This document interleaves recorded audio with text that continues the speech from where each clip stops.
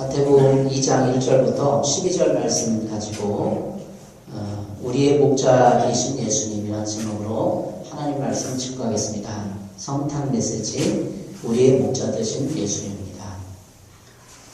예수 탄생 소식은 온 세상의 큰 기쁨의 소식입니다. 누가복음 2장 10절에 천사가 이르되 무서워하지 말라. 보라, 내가 온 백성에게 미칠 큰 기쁨의 좋은 소식을 너에게 전하노라.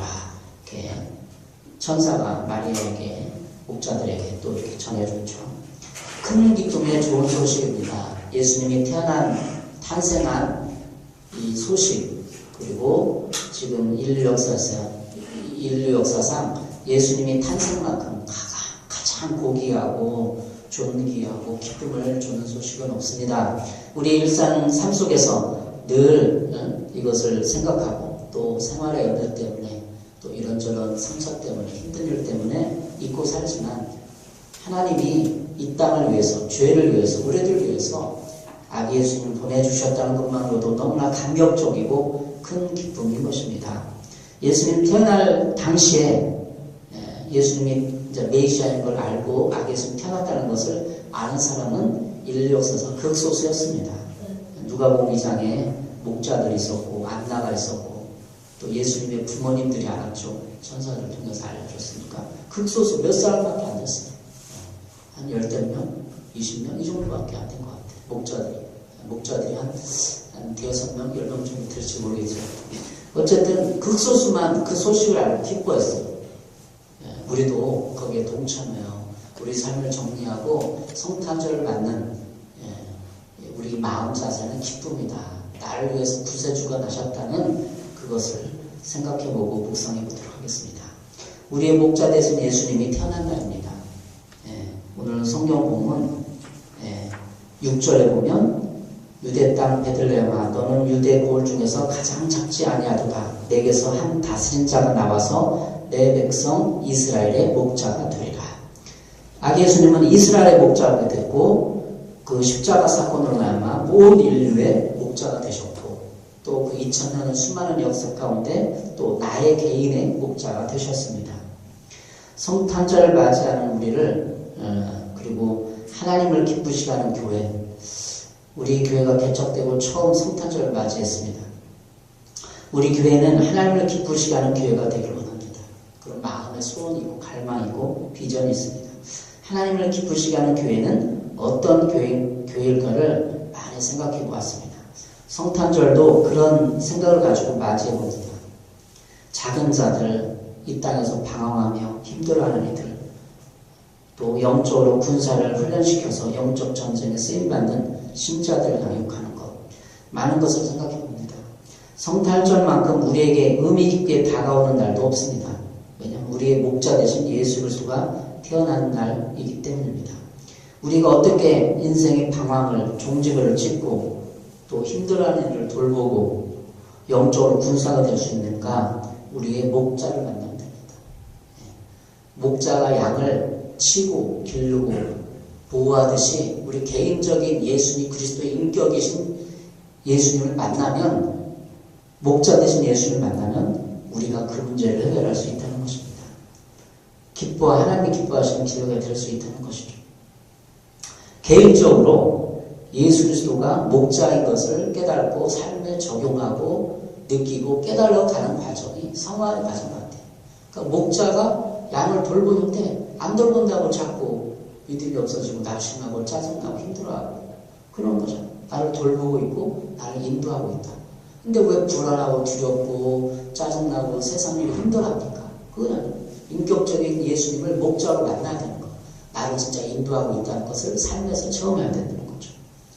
모든 인생의 문제는 죄 문제입니다. 욕심의 문제입니다. 욕심이 많기 때문에 하나님이 지금 인도하고 훈련시키는 걸 받아들이지 않고 나는 더 많은 걸 가지고 싶고 더 많은 걸 소유하고 싶고 남을 지배하고 싶고 이게 다 죄 문제야. 욕망의 문제. 그래서 욕구와 욕망, 내가 얼마나 하나님 앞에 욕구와 욕망을 절제하지 못하고 누구나 다 이 세상에 좋은 것을 가지고 싶고 소유하고 싶고 먹고 싶고 그런 것을 하나님의 뜻대로 절제하면서 갈 수 있는가? 구원의 문제는 제 문제고 제 문제는 내 욕망의 문제, 욕구의 문제. 세상 사람들이 왜 상처 있고 방황하고 그럽니까? 욕망 큰데 욕망 무지 커요. 하고 싶은 것도 많아요. 근데 현실은 안 된다는 거예요.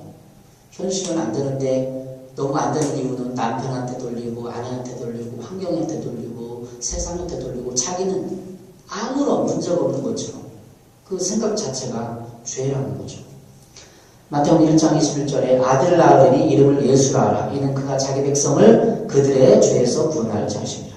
아비 예수는 그 죄가 뭐예요? 욕구, 욕망을 다스리지 못하고 그 욕구와 욕망을 남을 지배하는 데 쓰고 남을 조종하는 데 쓰고 남을 다스려보고 모든 것을 가지려고 남을 안 베풀고 남을 안 도와주고 그 욕구와 욕망을 자기를 위해서 쓰는 것이 죄예요. 그 아들 예수가 그런 죄에서 우리의 욕구와 욕망의 문제에서 해결해 줄 수 있다는 거예요. 내가 삶의 목자이신 예수님을 인격적으로 만나면 우리의 목자이신 예수님 만나면 그럼 이 당시 예수님 태어난 당시에 국소수의 사람만이 예수님을 알아보고 경비하고 찾아오고 인사하고 거룩을 받는데 그 중에 동방박사가 있어요. 마태복음 오늘 보면 2장 1절에 동방박사가 나와요. 헤롯 왕 때 예수께서 유대 베들레헴에 나왔음에 동방으로부터 박사들이 예루살렘에 이르러 말하되 유대인의 왕으로 나시니가 어디에 계시냐? 우리가 동방에서 그의 배를 보고 그에게 경비하러 왔노라. 동방은 학자들이 얘기하는 게 페르시아, 바벨론, 메데, 아라비아 등 다양하게 제시되고 있습니다. 그 동방이라는 것은 동방이 바벨론이었을 가능성이 가장 큽니다. 왜냐하면 바벨론은 유대인 포로들이 정착하고 있었고 그 당시 예수님 당시에도 그 이스라엘 망했잖아요. 그 선조들이 그 후손들이 계속 살고 있었고 또 이래저래 갖고 망명을 했다든지 사람들이 살고 있었대요. 바벨론 그 지역에 유대인 포로에 정착하고 있었고 박사들이 메시아에 관한 구약의 예언을 잘 알고 있었다는 것은 그들이 메시아에 대한 구약의 예언을 잘 알고 있었다는 사실이에요. 그들이 이스라엘 사람들이 바벨론 지역에 살고 있었고 그러니까 그들과 교류하면서 그들과 종교를 나누고 구약시대 때 성경을 보고 구약의 어떤 이런 율법서들을 보고 그래서 그들은 박사들은 여기서 말하면 별을 연구하는 학자들이에요. 별을 연구하는 쉽게 말한다면 나쁘게 말하면 좀 점성술사예요. 점이라는 것은 나쁘고 별을 연구해서 기둥과 목을 좀 보고 이런 사람들입니다. 근데 그 사람들이 구약의 어떤 이런 율법을 읽고 그들과 교류하면서 메시아가 날 것을 들었다는 거 알고 그래서 찾아오는 거죠.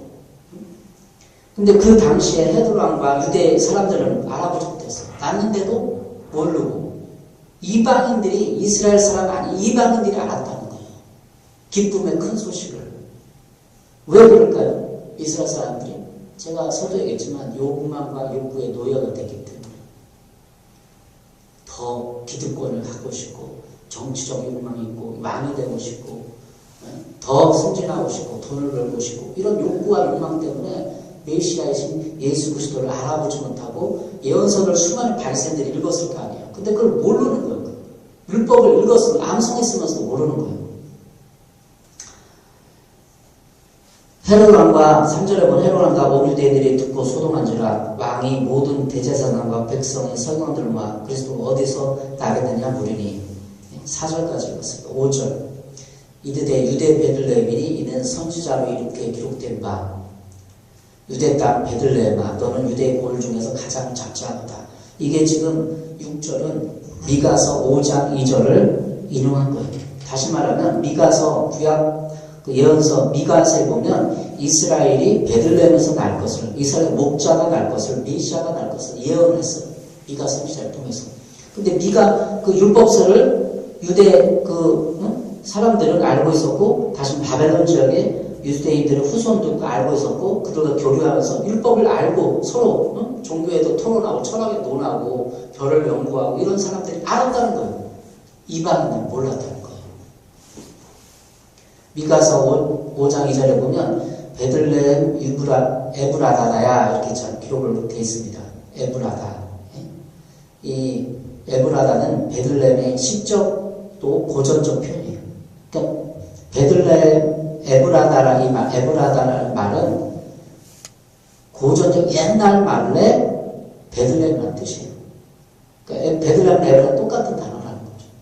시적인 표현이니까.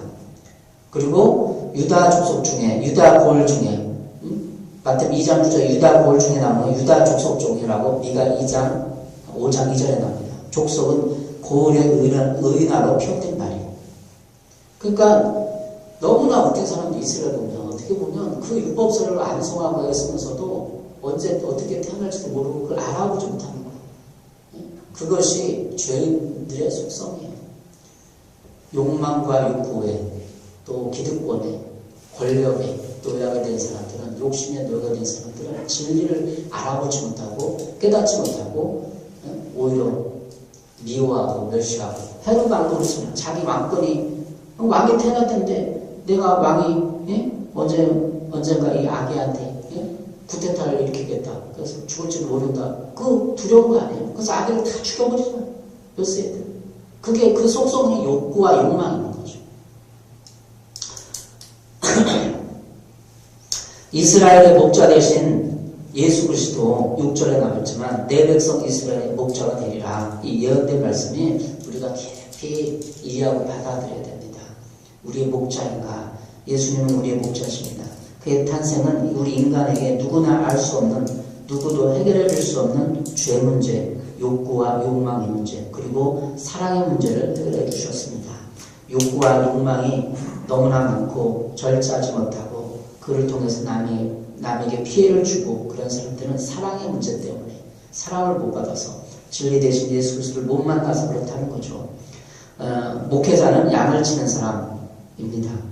목자는 양을 돌보고 인도하는 사람입니다. 어떻게 보면 지금 시대의 목사, 목회자도 양을 돌보는 건데 자기 욕구와 욕망에 있으면 자기 욕구와 욕망을 못 다스리면 양을 돌보는 것이 아니라 양을 잡아먹고 양을 지옥에 가게 만드는 겁니다. 이스라엘의 목자가 태어났는데 그 당시의 목자가 바리새인과 서두기 지도자들, 영적 종교적인 지도자들이 그걸 몰라봤다는 거죠. 우리는 다 누군가를 의지하고 돌봄을 받아야 할 존재입니다. 나는 내가 내 인생을 잘 살 수 있어. 나는 훌륭하게 이 정도면 됐지. 돈도 있고 중간층이고 차도 있고 내 아내와 관계도 좋고 이것이 다 사람들의 착각하는 거 아니에요. 자신의 영혼의 문제는 신경 쓰지 않고 자신의 삶의 문제만 보고 영혼의 문제를 도외시하는 것. 그 교만한 거예요. 나는 누군가 의지하고 돌봄을 받아야 될 존재. 양처럼 목자가 필요한 존재죠. 목자들에게 보이신 이유, 극소수의 사람들만이 예수 탄생을 보고 축한 이유는 거기에 있습니다. 그들의 욕심과 소요리 문답이라는 책이 있습니다. 기독교의 아주 고전이며 핵심되는 책인데 소요리 문답 1문항의 첫째 문항이 뭐가 되냐면 사람의 제일되는 목적이 무엇인가? 답은 사람의 제일되는 목적은 하나님을 영화롭게 하는 것과 영원토록 그를 즐거워하는 것이다. 이게 답이에요. 사람의 목적은 제일되는 목적은 하나님을 영화롭게 하는 것 그리고 영원토록 그를 즐거워하는 것이다. 하나님을 영화롭게 하는 것, 내 인생과 모든 삶을 통하여서 가정생활을 통해서 그냥 헌금하고 교회에 출석하는 그것이 아니라 내 24시간 삶을 통해서 하나님을 영화롭게 하는 것, 하나님과 인격적인 관계를 맺어야 영화롭게 하는 것입니다.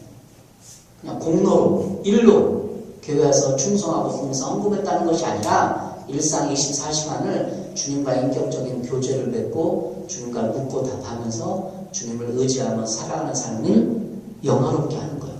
그리고 영원토록 그를 즐거워하는 거예요. 즐거웠다는 게 뭐예요? 일상생활에서 내 마음이 평안하고 여유있고 어떤 사람을 바라볼 때 그 하나님을 즐거워한다는 거예요. 인간관계에서 나타나는 거죠. 여러분 영원토록 하나님을 주님 구주 되신 예수 그리스도를 함께 교제하면서 즐거워하는 것이 우리의 목적이에요. 사람의 목적. 즐거워한다는 게 뭘까요? 즐거워한다는 게 우리의 부정적인 감정, 불안하고 두렵고 짜증나고 분노하고 이 감정을 다스릴 수 있어야 즐거운 거 아니에요? 그리고 내 욕구와 욕망에 져서는 안 돼요.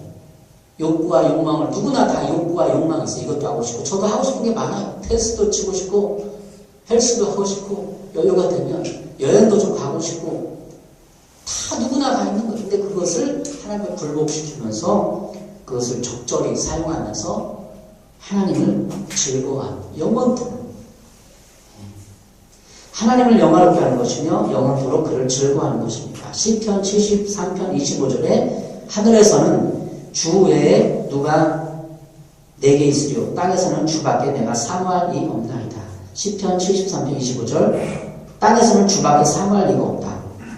그러니까 인생을 한 40, 50 살아보면 결혼도 하고 이렇게 보면 내 마음을 알아주는 사람이 누구인가? 부모님이에요? 자식이에요? 아내예요? 내 마음을 알아주는 사람이 없어요. 100%. 조금 아내가 좀 알아주죠. 같이 살아갔으니까 남편은. 그래서 내 마음을 100% 알아주는 사람이 없다 이렇게 느껴야만 신앙에 정진이 있게 되는 거예요. 그렇잖아요. 진짜. 주밖에는 내가 사모할 리가 없다는 표현은 내 마음을 알아줄 리가 있다는 건 없다는 거예요. 내가 느끼는 고독과 외로움과 그 분노와 그 아픔과 외로움과 이 모든 것을 알아줄 사람이 없는 거예요. 인생을 살아보니까. 이제 40대니까 아는 거죠. 결혼해보니까 알고. 그러면 내가 이제 할아버지가 되고 그러면 손자가 아들이 나를 알아줄까요? 몰라요. 하나님 아버지만이 목자 대신 예수님, 목자는 양을 치는 거니까 그 양의 속성과 그 더러움과 그 죄성을 다 아는 거예요. 그러면서 이해하고 풍복하는 거예요. 그러니까 우리의 목자가 되는 거죠. 그래서 인간의 목적, 제일 되는 목적대로 사는 것, 영원토록 그를 즐거워하는 것. 나를 알아주는 사람이 없지만, 내 마음 헤아리는 사람이 없지만, 다 나를 지배하고 정죄하려고, 나를 부정적으로 멸시하고, 그 사람들이 다 그러잖아요. 내 주변의 사람들이. 내 주변의 사람들은 죄성을 가지고 있고, 그 죄성을 통해서 마귀가 나를 공격하는 거예요. 아내를 통해서 나를 공격하는 거예요. 나를 가장 공격하고 쓰러뜨릴 사람은 아내예요. 남편이고. 낙심케 하고 지치게 하고 삶을 포기하고 싶게 만들고 가족이에요. 가족이는 마귀가 막 도깨비를 뿔방으로 나를 두드러 패려고 달려오나요? 가장 가까이 있는 사람을 통해서 죄성을 통해서 나를 건드려서 하는 거죠. 그 영적 전쟁을 다시 말하면 내가 사모할 일은 주님밖에 없습니다. 일찍 포기해야 돼요. 내가 결혼할 때 아내에게 기대를 걸었는데 아내도 아니구나. 이게 포기했대. 남편도 아니구나. 일찍 포기하는 사람이 행복한 사람이에요. 오늘 동방 박사들이 별을 연구하면서 이스라엘 나라야 신이겠지. 저기 성경에 이스라엘의 목자가 나타났다는데 진짜 그렇게 어떤 이 사람들은 종교성이 있었던 것 같아요. 신앙심이. 내가 인생을 살아보니까 별을 연구해보니까 별을 연구한 사람은 그래 좀 우리가 좀 비신적인 것도 있겠지만 과학적인 것도 있잖아요. 그래서 그걸 연구하면서 이 세상의 우주 역사를 보는 거예요. 역사가 어떻게 됐느냐. 별이 크고 별이 헤어지면 누가 위대한 인물이 태어나고 미신적인 성격들을 읽겠죠. 그러면 그걸 아는 거예요. 그 역사를 보고 이 땅의 역사에서 획을 그릴 사람들이 태어났구나. 그 사람이다 한번 보러 가자. 경배하러 가자. 근데 이스라엘 백성은 그걸 모르는 거죠. 그 종교성과 위대한 어떤 그런 과학적인 데이터가 있는 사람들을 쫓아가고 며칠 밤 아마 바벨론 지역의 예루살렘으로 오려면 며칠 밤 한 열흘, 20일 모르겠어요. 그 정도 지휘적인 거리잖아요. 걸어와야 되고 또 선물을 들고 오잖아요. 황금과 유황과 모략을 가지고 오는 거. 그게 얼마나 낙타에 타지만 무거워요. 황금이 얼마나 유황, 모략을 가져왔다. 황금과 유황과 모략의 의미는 황금의 의미는 일반적인 용례로 매우 귀하고 불변한 가치를 말하는 거예요. 그리고 상징적인 의미는 예수님의 왕권을 말하는 거예요. 왕권, 금은, 황금. 그리고 유황은 향기로운 향품. 그리고 신앙적인 상징인 예수님의 신성을 말하는 거예요. 예수님의 신성이 있기 때문에 향이 나는 거죠.